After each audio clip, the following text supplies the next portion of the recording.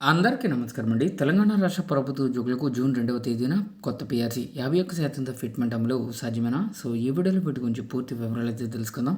So ముందుగా వీడియోని support చేసే వారందరూ కూడా వీడియోని ఒక లైక్ చేసి మీ తోటి ఉద్యోగ మిత్రులకు వీడియోని అయితే షేర్ చేయండి. ఛానల్ని ఫస్ట్ టైం కనుక విజిట్ చేసినట్లయితే తప్పనిసరిగా సబ్స్క్రైబ్ అయితే చేసుకుని పక్కన ఉండే బెల్ సింబల్ని యాక్టివేట్ చేసుకోండి. జూన్ 2న పీఆర్సీ ప్రకటించాలని చెప్పేసి ఇంపార్టెంట్ అప్డేట్. సో తెలంగాణ ఆవిర్భావ దినోత్సవం జూన్ 2న ప్రభుత్వం పీఆర్సీ ప్రకటించాలని ఎస్టీయూటీఎస్ రాష్ట్ర అధ్యక్షులు జి సదానందం గౌడ్ డిమాండ్ చేశారు. ఆదివారం మన్నెగూడలో ఆయన అధ్యక్షతన నిర్వహించిన సంఘం రాష్ట్ర తృతీయ కార్యవర్గ సమావేశంలో మాట్లాడారు. ఇటీవలే ముఖ్యమంత్రి ఇచ్చిన హామీ మేరకు 51% ఫిట్మెంట్తో పీఆర్సీ ప్రకటించాలని, నూతన ఎంప్లాయీస్ హెల్త్ స్కీమ్ అమలు చేసేందుకు ప్రభుత్వం చర్యలు తీసుకోవడం అభినందనీయమని అన్నారు.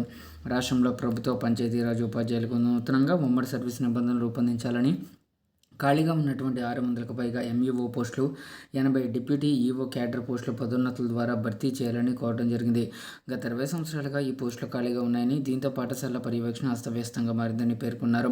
ఎన్నికల మేనిఫెస్టో మేరకు సిపిఎస్ను రద్దు చేయాలని, కేంద్ర ప్రభుత్వ ఉత్తర్వుల ప్రకారంగా డిఎస్సి 2003 ఉపాధ్యాయులకు పాత పెన్షన్ విధానాన్ని అమలు చేయాలని ప్రభుత్వాన్ని కోరారు. ఇక మోడల్ ఎయిడెడ్ పాఠశాల టీచర్లకు 010 పద్ధతి ద్వారా వేతనాలు చెల్లించాలని కోరడం జరిగింది.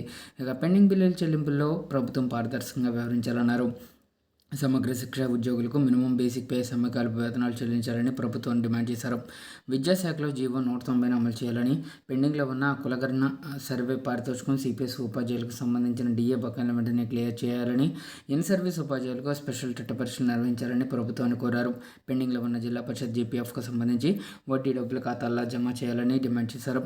ఈ సమావేశంలో రాష్ట్ర ప్రధాన కార్యదర్శి తదితరులు అయితే పాల్గొనడం జరిగింది.